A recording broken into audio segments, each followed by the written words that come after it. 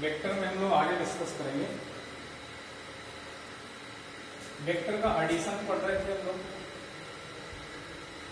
और vector addition में हमने 3 लॉस की बात करी थी। एक तो लॉ ऑफ पैरेललोग्राम जो कि हमने पढ़ लिया था, second is law of triangle,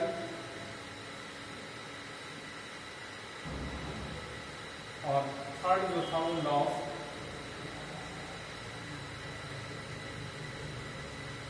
polygon. तो ये हमने डिस्कस कर लिया, लॉ ऑफ ट्रायंगल और पैरेललोग्राम, और इसमें सारी चीजें मैंने बता भी दी है कैसे करते हैं। अब हम लोग पढ़ेंगे लॉ ऑफ ट्रायंगल, इसकी बात करते हैं। तो देखिए लॉ ऑफ ट्रायंगल क्या होता है।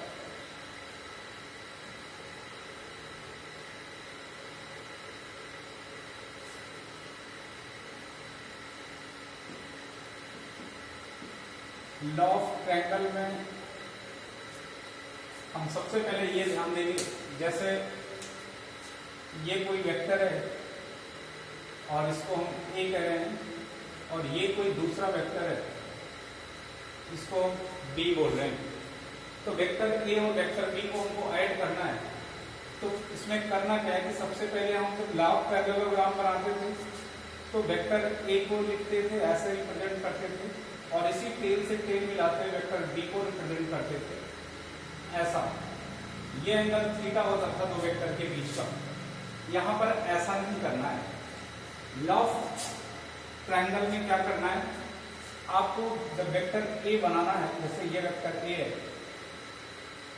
तो उसी से कंटिन्यूएशन में वेक्टर बी बनाना है। जैसे कंटिन्यूएशन का मतलब ये कि जहां पर ए का हेड खत्म हो वहीं से बी को स्टार्ट करना है। जैसे ये है वेक्टर ए, तो जहां पर वेक्टर ए यहां से स्टार्ट हुआ और ये इसका हेड है, यहां पर ये फिनिश हुआ, तो यहीं से वेक्टर बी को स्टार्ट करना आपको ऐसा। जैसा इसका मैग्नीट्यूड है और जैसी इसकी डायरेक्शन है बिल्कुल वैसे ही ये वेक्टर बी हो गई। अब इसको क्या नहीं करना है, ये वेक्टर का तो एंगल है नहीं और हमको एंगल से भी यहाँ पर मतलब भी नहीं है। अब क्या करना है कि अगर दो वेक्टर को जोड़ना है तो पहले उनको कंटिन्यूएशन में बनाओ, मतलब जहां पर एक का हेड खत्म हो वहीं से दूसरे की टेल को स्टार्ट करो ये, और जब ये बन जाए तो फिर वन की टेल को इसके हेड से मिलाते हुए एक तीसरा वेक्टर ड्रॉ करो जो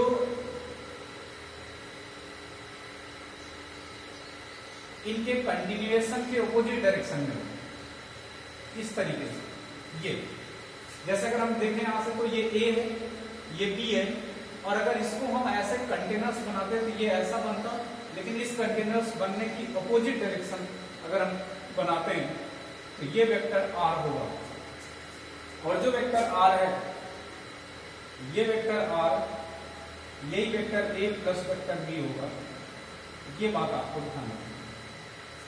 तो कभी भी लॉ ऑफ ट्रायंगल में क्या करना है, अगर दो वेक्टर को ऐड करना है तो उनके एडिशन का पैटर्न ये है कि सबसे पहले आप एक वेक्टर बनाएंगे, फिर उसमें अगर दूसरे को जोड़ना है तो जहां से वो फिनिश होगा, जहां से उसकी हेड के एंड होगी वहीं से इसके दूसरे वाले के टेल को स्टार्ट करके कंटिन्यूएशन में बनाएंगे, और तीसरा जो वेक्टर होगा उससे ट्रायंगल का फॉर्मेशन करेंगे, और कंटिन्यूअस ट्रायंगल फॉर्मेशन की जो अपोजिट डायरेक्शन होगी वो दो वेक्टर के रिजल्टेंट को रिप्रेजेंट करेंगे। जैसे यहां पर आर कर रहा है। जैसे अगर हम आपसे बात करें कि ये कोई वेक्टर P है और ये कोई वेक्टर Q है, और ये कोई वेक्टर PQ और ये वेक्टर S है। अगर इसमें आपसे रिलेशन की बात करें तो क्या रिलेशन होगा, तो इसको देखें अगर इसके रिलेशन को, तो इसमें ये देखेंगे कि जहां से Q, यहां से Q स्टार्ट हुआ वेक्टर और यहां पर Q खत्म हुआ, और इसकी जहां हेड है वहीं से S वाले की टेल स्टार्ट हुई और ये आया। ये दो वेक्टर जब बने तो तीसरा ऐसे कंटेनर्स आना चाहिए था, ये इसकी अपोजिट डायरेक्शन है, तो यहां से ये समझ में आ रहा है कि जो वेक्टर p है वो क्या है, इन दोनों का रिजल्टेंट है। मतलब ये बात हम लिख सकते हैं कि vector p is equal to vector q plus vector s। ये तो ऐसा जहां पर भी आपको दिखे, लॉ ऑफ ट्रायंगल में क्या करना है, दो वेक्टर जिनको ऐड करना है उनको कंटीन्यूअस बनाना है। मतलब जहां पर एक की हेड खत्म होगी दूसरे की टेल वहीं से स्टार्ट करके पहले कंटीन्यूअस वेक्टर फॉर्मेशन करना है, उसके बाद फिर एक तीसरे वेक्टर से उसको ट्रायंगल का फॉर्म देना है और ट्रायंगल कंटीन्यूअस ट्रायंगल फॉर्मेशन की जो अपोजिट डायरेक्शन होगी वो दो वेक्टर के बीच का क्या हो जाएगा, रिजल्टेंट होगा दो वेक्टर का।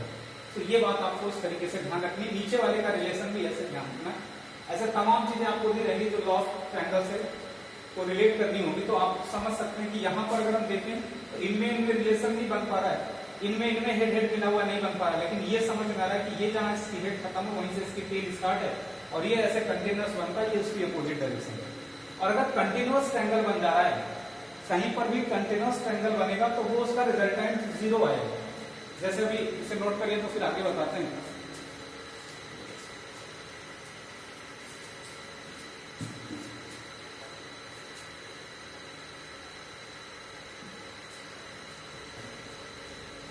जैसे अगर हम कंटीन्यूअस बना देते हैं ट्रायंगल को किसी, जैसे ये है वेक्टर ए और यहीं से दूसरे की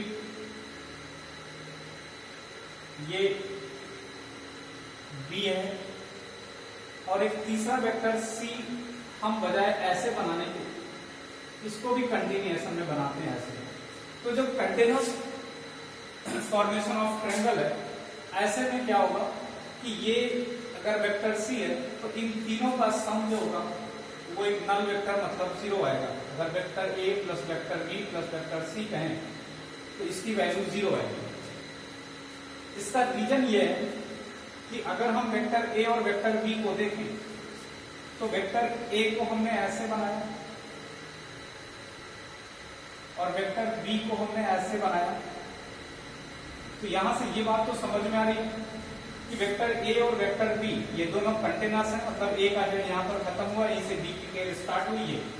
और तीसरा वेक्टर अगर हम ऐसे बनाते ये, तो ये इन दोनों का रिजल्टेंट होगा। सपोज दैट ये कोई है सी डैश, हमने इसको बनाया तो ये इनका रिजल्टेंट होगा, मतलब सी डैश वेक्टर जो होगा वो ए और बी का रिजल्टेंट होगा, तो vector A plus vector B.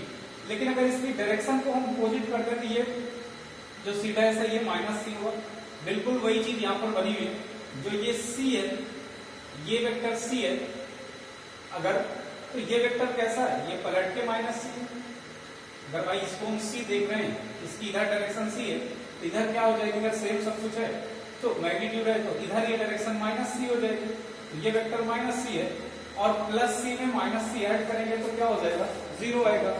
तो जाहिर सी बात है कि ये ए और बी जो होना चाहिए, अगर इन दोनों को हम देखें, अगर C इनका रिजल्टेंट है तो C अगर इनका रिजल्टेंट होता तो ये ऐसा होता, तब ये इनका रिजल्टेंट होता। ये तो रिजल्टेंट के अपोजिट डायरेक्शन है। इसका मतलब कभी भी अगर कंटीन्यूअस ट्रायंगल कहीं पर किसी भी वजह से बन रही, कोई भी वेक्टर क्वांटिटी है वो कंटीन्यूअस ट्रायंगल फॉर्म कर रही है, तो उन वेक्टर्स का जो रिजल्टेंट होगा वो क्या हो जाएगा, 0 हो जाएगा। जैसे अगर किसी पॉइंट पे हम 3 फोर्सेस एक्ट कर रहे हैं, एक फोर्स ये बेटा सपोज दैट इसका मैग्नीट्यूड F है, एक दूसरा फोर्स ये है इसका भी मैग्नीट्यूड F है और एक तीसरा फोर्स ये है इसका भी मैग्नीट्यूड F है। अब अगर आप इन तीनों को देखें तो तीनों सेम मैग्नीट्यूड के फोर्सेस हैं, F, F and F and are at the 120 angle. ये तीनों 120, 120, 120 एंगल पर हैं। तो इनका रिजल्टेंट आप देखेंगे कि इनके जो रिजल्टेंट का फॉर्मेशन होगा ये कैसे होगा। अगर हम इस वेक्टर को A से रिप्रेजेंट कर दें, इसको B से और इसको C से, और तीनों की वैल्यू जो है, मैग्नीट्यूड जो है तीनों का, चाहे वो A का मॉड हो वो भी F के इक्वल है, चाहे वो B का मॉड हो वो भी F के इक्वल है, और चाहे C का मॉड हो वो भी F के इक्वल है। मतलब मैग्नीट्यूड तीनों का बराबर है और 120 पर इस तरीके से एक दूसरे से हैं।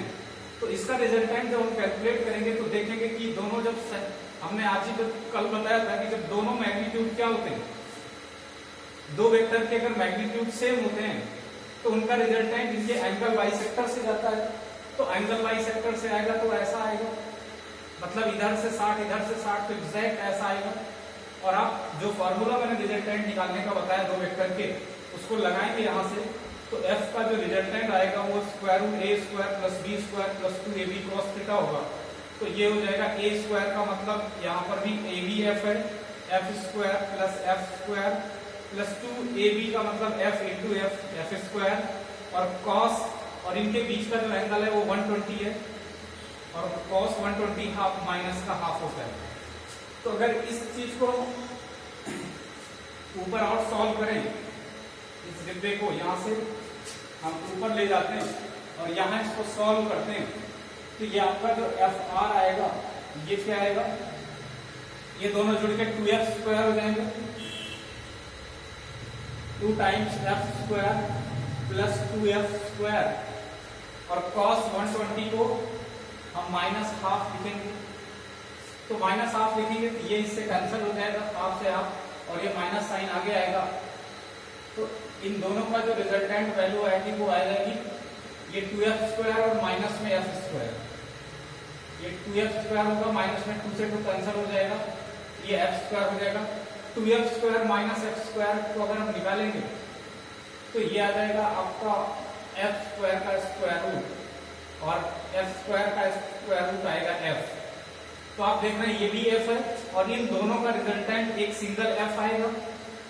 अब ये दोनों हट गए और दो वेक्टर सेम मैग्नीट्यूड के 180 पर होंगे तो उनका रिजल्टेंट 0 आ जाएगा।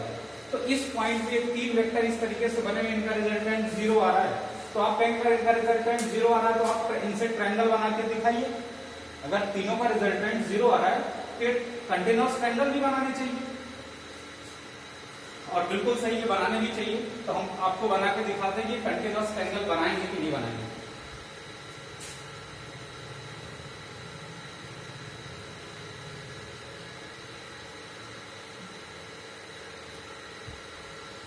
तो यहाँ पर आप देखिए कंटिन्यूअस ट्रायंगल बनाएंगे। पहले मैं सबसे पहले ए को बना रहा हूं, तो ए वेक्टर ऐसा है, जैसा बना है वैसे बनाएंगे, सेम मैग्नीट्यूड सेम डायरेक्शन। ये ऐसे बना हुआ, मैंने कुछ नहीं करा, ऐसे लाके उठा के रख दिया, ये थोड़ा ऐसा है, जैसा है वैसे बना रहा हूं। ये वेक्टर ए है और इसका मैग्नीट्यूड एफ है, तीनों का एफ है, ये मैंने बताया। इसके बाद इसी से कंटिन्यूएशन में मैं बना रहा हूं बी को, तो बी जहां पर ए खत्म हो रहा है वहीं से क्या करें हम बी को स्टार्ट करेंगे। तो ए यहां पर खत्म हो रहा है तो यहीं से बी को हमने स्टार्ट करा, तो बी ऐसा है, जैसा है वैसे बना रहा हूं। ये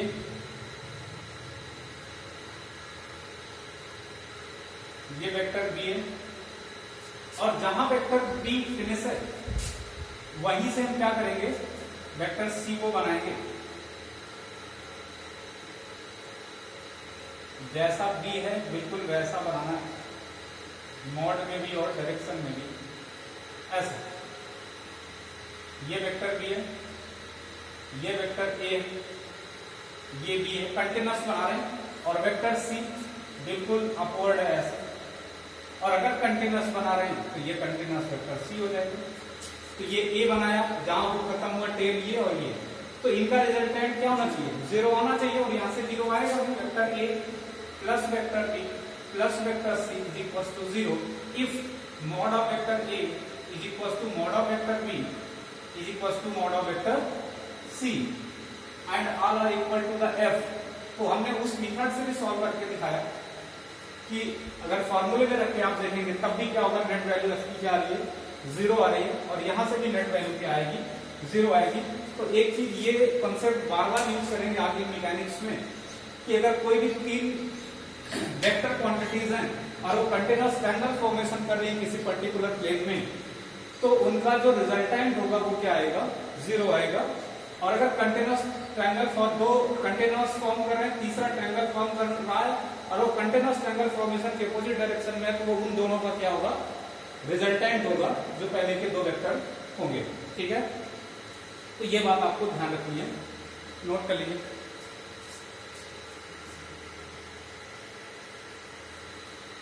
चलिए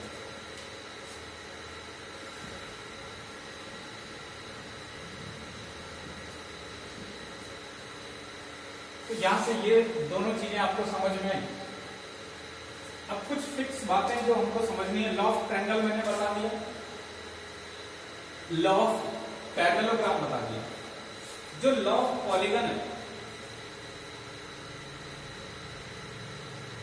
तीसरा लॉ ऑफ पॉलीगन, एक्चुअल में ये है तो लॉ ऑफ ट्रायंगल ही, बस उसी का थोड़ा सा मॉडिफिकेशन है और कुछ नहीं है।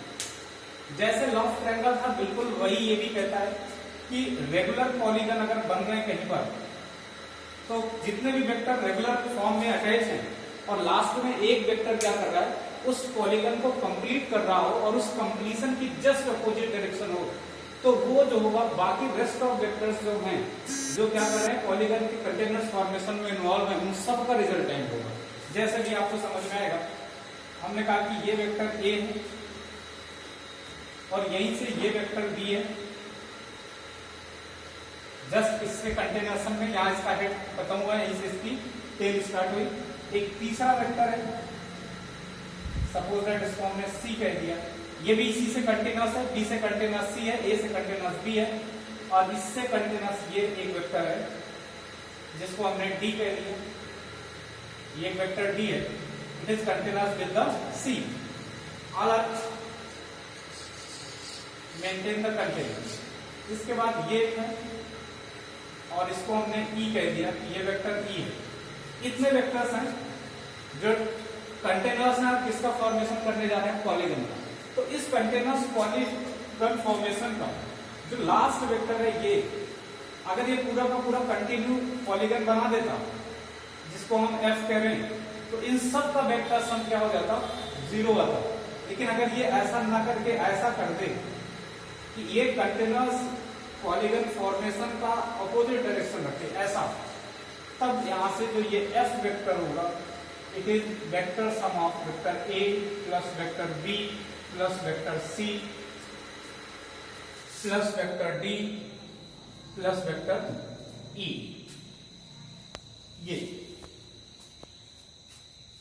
ये सारे क्या होंगे आपस में, इनके वेक्टर से। इसका ये मतलब हुआ कि जो एफ है वो इन सब का वेक्टर समेशन है। अब हमने आपसे कहा कि ये बिल्कुल इससे पहले जो हम लॉ ऑफ ट्रायंगल पढ़ाए थे, ये उसी का क्या है, मॉडिफिकेशन है। और कैसे मॉडिफिकेशन, इसको आप समझें। जैसे वेक्टर ए है और वेक्टर बी है, ये दोनों कंटिन्यूअस हैं। अगर इससे हम एक कंटिन्यूअस ट्रायंगल फॉर्मेशन की अपोजिट डायरेक्शन बनाए ये, और तो आप देखेंगे कि ये ट्रायंगल बन जाएगा, और कंटिन्यूअस ट्रायंगल फॉर्मेशन की जस्ट अपोजिट डायरेक्शन है ए और बी के लिए, ठीक है। तो आप कहेंगे कि सर ए और बी दोनों कंटिन्यूअस हैं, और तीसरा ट्रायंगल बना रहा है कंटिन्यूअस ऐसे बनाता, इसकी अपोजिट डायरेक्शन है, तो ये इन दोनों का रिजल्टेंट हुआ। मतलब ये जो r1 वेक्टर हम बना रहे हैं, r1 is the resultant of A और ए एंड बी। तो हम यहां से एक बात ये तो समझ सकते हैं कि r1 वेक्टर जो है, ये vector A plus vector B का क्या है, सम है, वेक्टर सम है। अब यहां से एक बात और आपको समझ में आनी चाहिए कि जो r1 वेक्टर है और जो c वेक्टर है, r1 और c ये दोनों कंटिन्यूअस हैं। अगर इसको हम ना देखें थोड़ी देर के लिए, तो आप कहेंगे कि ये r1 है, जहां पर इसका हेड क्या है, ये इसका हेड कंप्लीट होता है, वहीं से इसकी टेल स्टार्ट है, ये दोनों कंटिन्यूअस वेक्टर हैं। और अगर इनसे हम कोई ट्रायंगल बनाएं, जैसे ये, अगर इनसे ये वाला ट्रायंगल हम बनाते हैं इस तरीके का, ऐसा, तो ये ट्रायंगल फॉर्मेशन की जस्ट अपोजिट डायरेक्शन हुई। अरे ट्रायंगल फॉर्मेशन की कंटिन्यूअस डायरेक्शन क्या होती कि ये ऐसे आया, ये भी इससे कंटिन्यूअस है, ऐसे आके ऐसे हो जाता था कंटिन्यूअस का, ये कंटिन्यूअस की अपोजिट डायरेक्शन है, तो इसको हमने r2 कह दिया। ये अब देखेंगे कि r2 वेक्टर क्या है, it is vector sum of r1 plus c। तो वेक्टर r2 जो होगा, ये वेक्टर सम होगा r1 प्लस वेक्टर c का, और r1 हमने ऊपर बताया क्या है, a प्लस b है। तो r1 की अगर वैल्यू रखते हैं तो r2 क्या होगा, r2 हो जाएगा vector a plus vector b plus vector c, ऐसा। और यहां से लग भी रहा है कि ये a है, ये b है, ये c है, और ये पॉलीगन बनता, और इसका ये कंटिन्यूअस है। इसके बाद अगर देखें तो ये R2 और D ये कंटिन्यूअस है, R2 ऐसे जा रहा है यहाँ और D ऐसे आ रहा है यहाँ, तो ये दोनों कैसे हैं? कंटिन्यूअस है। और अगर यहां से हम एक कंटिन्यूअस ट्रायंगल बनाएं इन दोनों से और उसकी अपोजिट डायरेक्शन ड्रा करें ऐसे और इसको R3 कह दें, तो R3 जो होगा वो वेक्टर सम होगा R2 और D का। R3 is the vector sum of R2 plus vector D। और R2 की वैल्यू अभी हमने बताई है ऊपर कि R3 वेक्टर जो होगा वो R2 का मतलब vector A plus vector B plus vector C, तो इतना तो R2 हो गया और प्लस में हम क्या रख देंगे, ये आ जाएगा वेक्टर D। क्लियर? ऐसे इसको देखेंगे तो आप ये भी एक पॉलीगन पाएंगे कि ये सब कंटिन्यूअस थे। एक चौथा जो पॉलीगन को कंप्लीट कर रहा था वो इन सब का वेक्टर सम आ रहा है यहां से। और अगर लास्ट में आप देख पाए तो लास्ट में जो R3 है और जो E वेक्टर है ये दोनों कंटिन्यूअस वेक्टर है, ये यहां से है और ये सिर्फ कंटिन्यूअस ट्रायंगल फॉर्मेशन का क्या है, अपोजिट डायरेक्शन है। तो यहां से वेक्टर F को अगर आप देख पाए तो vector F is the vector sum of R3 plus में वेक्टर E। और अगर आप वेक्टर F को देखेंगे तो R3 की वैल्यू ऊपर रखी हुई है, vector A plus vector B plus vector C plus vector D और लास्ट में E तो ऐड ही करेंगे तो ये हो जाएगा। तो F क्या होगा, it is vector sums of all vectors who are continue from the polygon. जैसे ये बन रहा है, ये बना रहा है, ये बना रहा है, ये बना रहा है, ये और ये कंटिन्यूअस ट्रायंगल पॉलीगन फॉर्मेशन की जस्ट अपोजिट डायरेक्शन है, तो इन सब का क्या हो जाएगा, वेक्टर सम हो जाएगा। ये बात आपको ध्यान रखनी है। तो ये आपका लॉ ऑफ पॉलीगन भी हो गया। ये कुछ नहीं है, सिंपली लॉ ऑफ ट्रायंगल का क्या है, मॉडिफिकेशन है। तो इसे आप नोट करिए।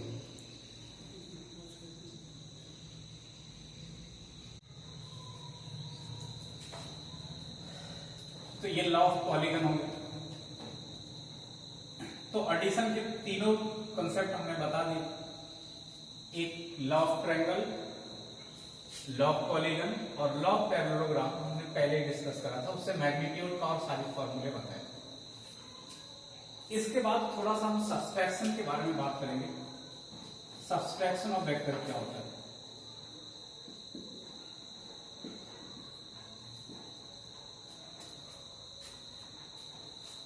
सब्सट्रैक्शन ऑफ वेक्टर की अगर बात करते हैं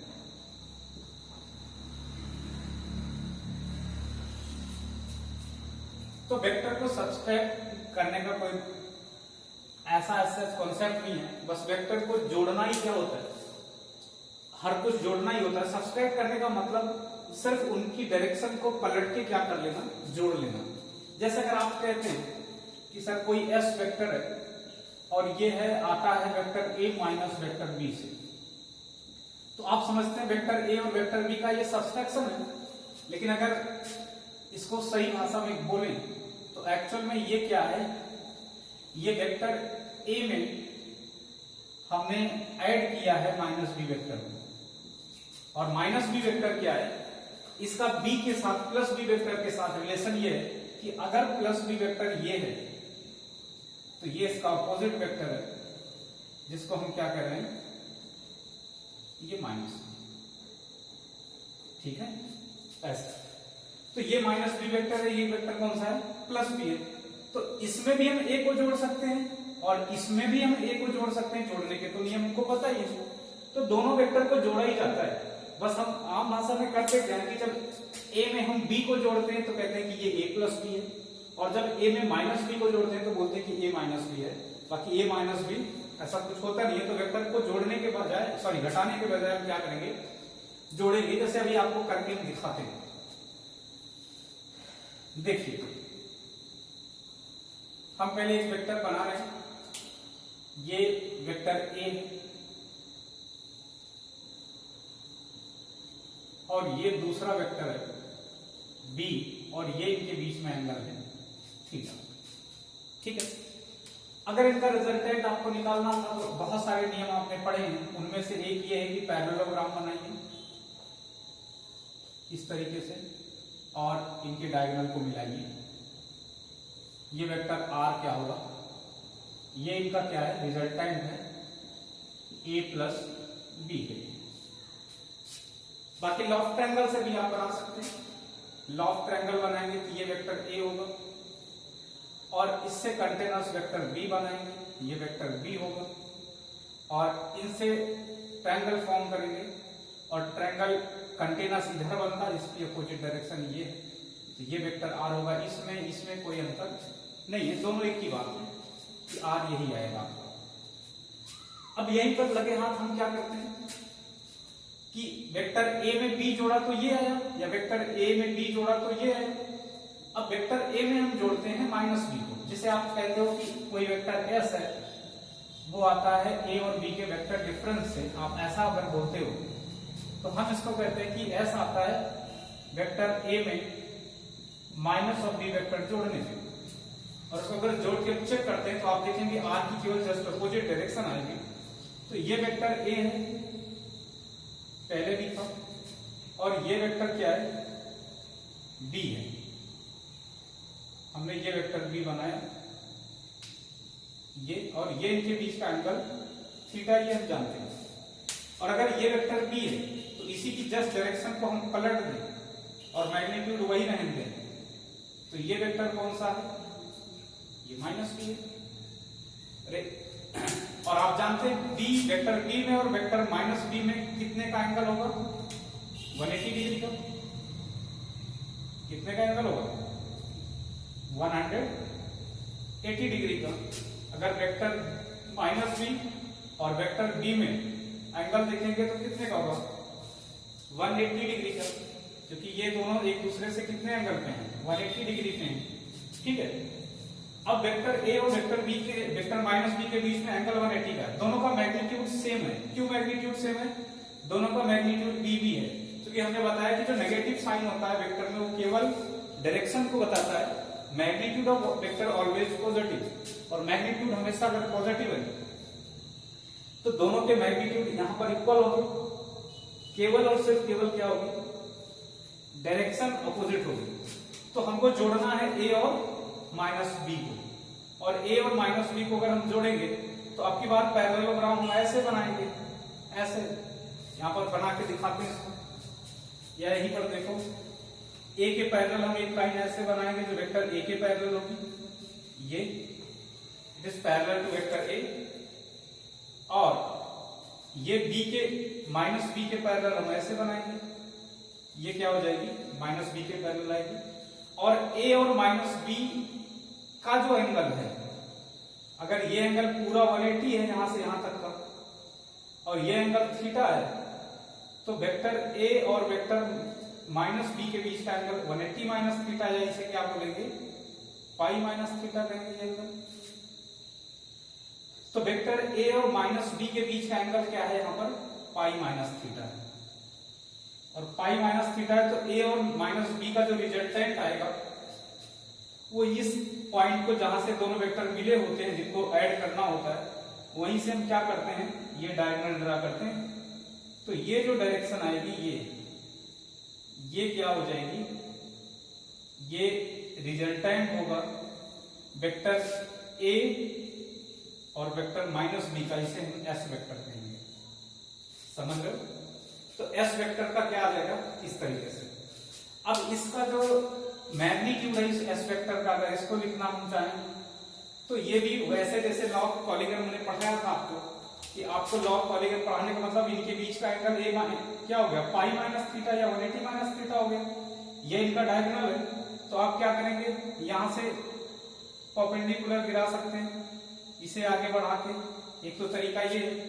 दूसरा तरीका ये कि मैंने कहा था कि अगर आप इस एंगल को पाई माइनस थीटा लेते हैं, यहां से a और माइनस b के बीच ये, और अगर ये एंगल पाई माइनस थीटा है और इस पर हमने ये क्या किया, डायगोनल बनाया, तो इस डायगोनल को कैलकुलेट करने के लिए आप एक ऐसा ट्रायंगल बनाएं जो क्या करे, ये उसका क्या हो जाए, कोई राइट एंगल ट्रायंगल बने जो इसका क्या हो जाए, ये उसका क्या हो, हाइपोटेन्यूस है। जैसे यहां पर हमने बनाया था यहां, तो हमने इसको आगे बढ़ा के इस पे क्या किया था, ऐसे करा था, तो ये एक बड़ा ट्रायंगल बना था। वैसे इनको भी हमको क्या करना, इनमें भी हमको जोड़ना ही तो है, तो जोड़ना है तो ये जो वेक्टर है ये इनका क्या होगा। अब हम इसको चाहे बढ़ा के क्या करें, आगे बढ़ा के, चाहे इसको आगे बढ़ा के क्या बनाएं, इस पे डायगोनल को इसको थोड़ा इधर बनाएंगे तो आपको फिगर थोड़ा और अच्छे समझ में आएगा।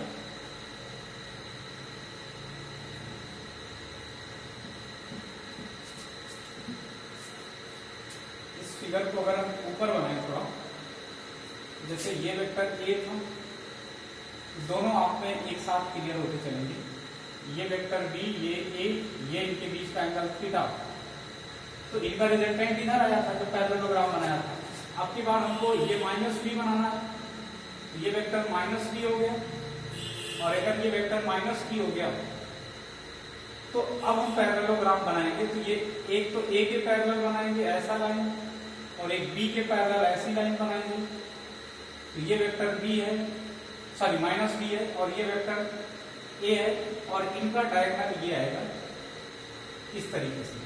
और जब हम ए और बी को जोड़ते थे तो याद करो इसके पैरेलल लाइन बनाते थे ए की ऐसा, और वेक्टर बी के पैरेलल लाइन ऐसी बनाते थे, ये और ये ड्रा करते थे। तो ये ए और बी का रिजल्टेंट बताता था।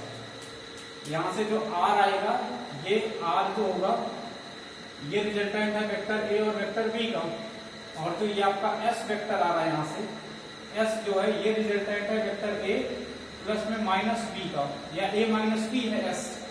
अब इसका जब हम मैग्नीट्यूड निकाल रहे थे तो हमने इसको आगे बढ़ाया और ट्रायंगल बनाया, और इसका स्क्वायर प्लस इस पूरे का स्क्वायर इसके स्क्वायर के इक्वल करा था। जैसे बिल्कुल वही तरीका यहाँ पर भी हम बनाएंगे कि ये डायगोनल हुआ आपका, और इस डायगोनल से हम क्या करेंगे, ऐसा परपेंडिकुलर ड्रॉ करें ताकि हमको क्या मिल जाए, हमको ये प्रॉपर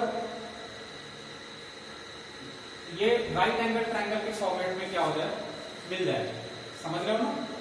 तो जैसे हमने यहां करा था, तो यहां हमने क्या करा था, अब ये रिजल्टेंट ऐसे था कि जब हम इन दोनों के बीच का एंगल ले रहे थे तो इनमें से किसी एक को बढ़ाया था। वैसे हम इनमें से किसी एक को बढ़ाएंगे, चाहे इसको बढ़ा दें और चाहे इसको बढ़ा दें। समझ रहे हो। तो यहां से अगर हम क्या करते हैं, एस निकालते हैं, तो जैसे इसमें आया था एस आर, कि आर क्या होता था, इसका स्क्वायर प्लस में यहां से हम इसको आगे बढ़ाते थे ये इस तरीके से। ये तो यहां पे क्या करते थे, इसका स्क्वायर प्लस यहाँ एक्स, ये ए था तो ये क्या होता था, ये बी था, यहाँ ये बी कॉस थीटा, ये बी साइन थीटा।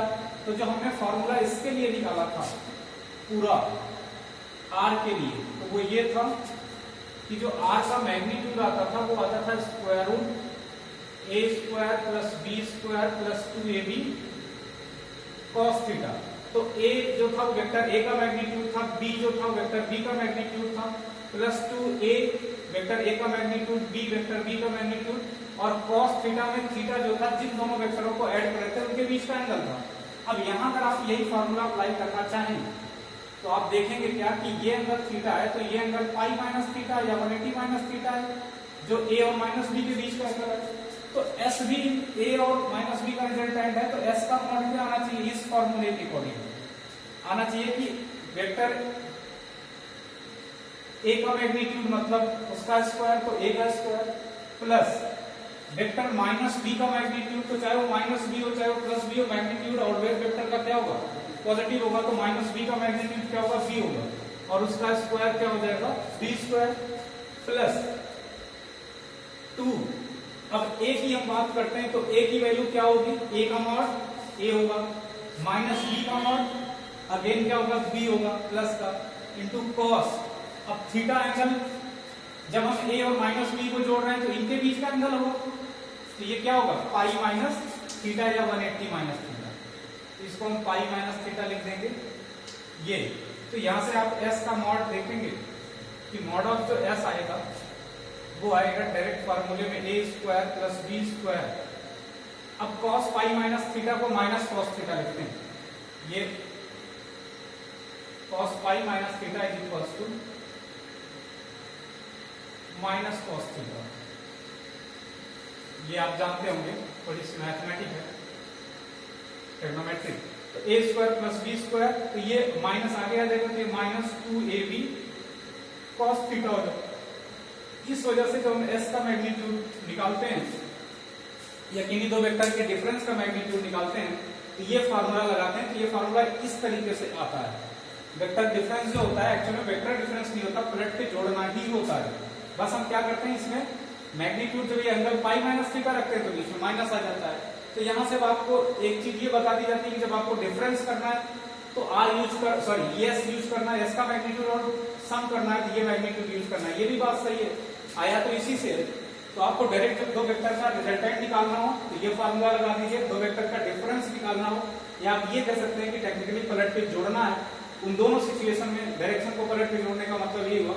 तो आप अगर थीटा के फॉर्मेट में लगाते हैं कि हमको a माइनस बी करना है, मतलब एक वेक्टर s है जो a माइनस बी है और एक वेक्टर r है जो a प्लस बी है, और इन दोनों के रिजल्टेंट अगर आपको चाहिए और आपको एंगल रखना है a और b के ही बीच का, ना कि माइनस बी के बीच का, तो आप इन दोनों को सेपरेट फार्मूला लगाएंगे तो ये आएगा।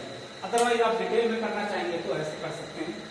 तो दोनों तरीके से ये क्या होगा, सही होगा। तो नोट कर लीजिए।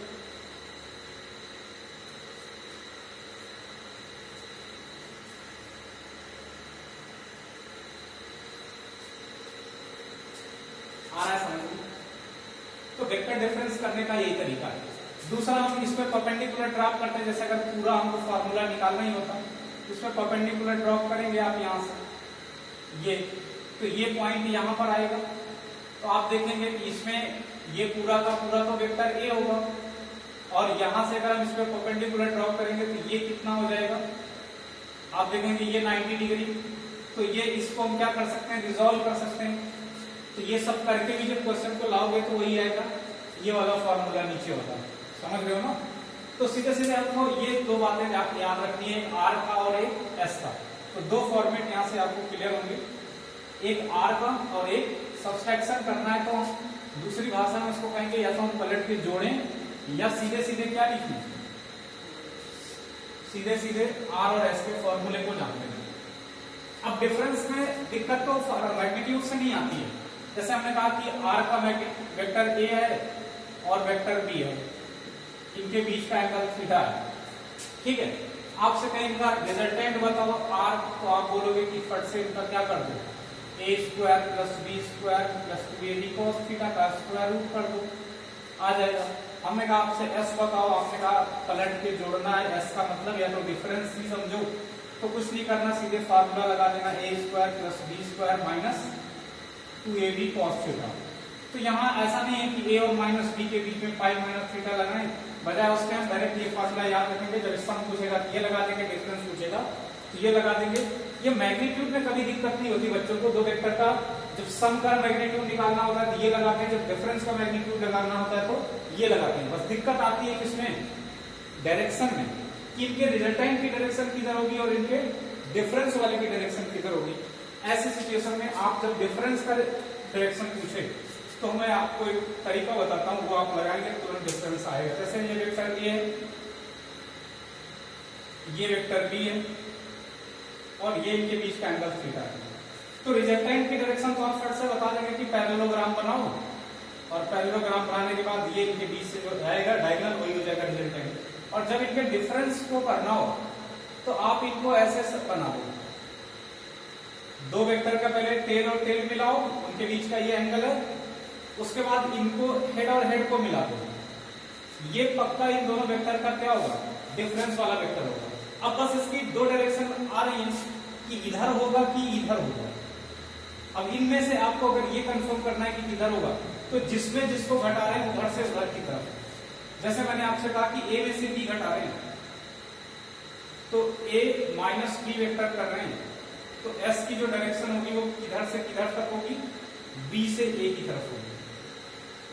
इसमें से घटा रहे हैं इसको ना, तो इससे इसकी तरफ होगी, मतलब ऐसी आ जाएगी, ठीक है। और इससे पहले जो अभी उससे भी बताया था, उससे भी देखना ये डायरेक्शन आएगी, ये बी है, इसको माइनस बी इसका इधर आएगा और माइनस बी इधर आएगा, तो आप पैरेललोग्राम ड्रा करेंगे ए और माइनस बी को ऐड करने के लिए, तो ए का पैरेललोग्राम इधर बनेगा, बी के साथ इधर बनेगा, तो इनका डायगोनल भी यही आएगा, तो ये दोनों एक ही तो होंगे। तो कहीं भी दो वेक्टर को डिफरेंस करना है किसी भी तरीके से, तो आप क्या देखेंगे कि उनका टेल टेल या हेड हेड ऐसे अगर मिला है तो तीसरा क्या करो फट से, क्या आप जैसे ये कोई वेक्टर है, ये और ये कोई वेक्टर है, और ऐसा आपको दिख जाए ये ऐसा बना हुआ है ये, तो आपने देखा दो वेक्टर के हेड हेड को कोई वेक्टर मिला रहा है, तो अगर ये वेक्टर ए है, ये वेक्टर पी है, ये क्यू है, और ये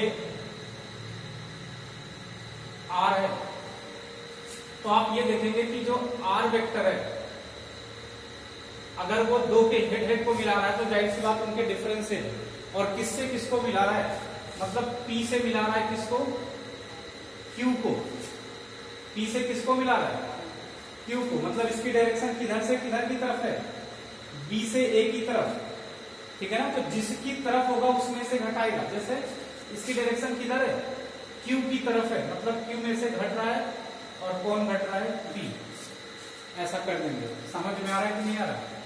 तो दो वेक्टर का डिफरेंस करने का ये तरीका है, मैग्नीट्यूड इससे निकाल देंगे, डायरेक्शन इससे निकाल देंगे, उनका टेल और टेल आपस में मिलाएंगे, मिलाने के बाद जो वेक्टर बचेंगे उससे हेड और हेड मिलाने वाला वेक्टर क्या हो जाएगा, उनका वेक्टर डिफरेंस होगा, उसकी जो दो डायरेक्शन होंगी उनमें से जिस भी डायरेक्शन को, अगर देखो इसी वेक्टर को हम ऐसा बना दें, इस वाले को, इस ट्रायंगल को अगर हम ऐसा बना दें कि ये क्या है, P है इधर और ये Q है इधर और ये इधर है। अब बजाय हमको हमें ऐसे बनाने का उसको ऐसे बना देते हैं, ये मान लेते हैं कि P वेक्टर ऐसा, तो ऐसे में ये जो P और Q है इन दोनों के टेल टेल मिले हुए, तो ये हेड आया और हेड हेड को एक वेक्टर मिला रहा है, इनका वेक्टर डिफरेंस होगा ये, और अब देखो ये Q से किसकी तरफ है, P की तरफ, तो जो वेक्टर T है ये P माइनस Q है, ना कि Q माइनस P, ठीक है। तो किसी भी तरीके से आप क्या कर सकते हैं, इसको कैलकुलेट कर सकते हैं, ठीक है, इतना नोट करिए।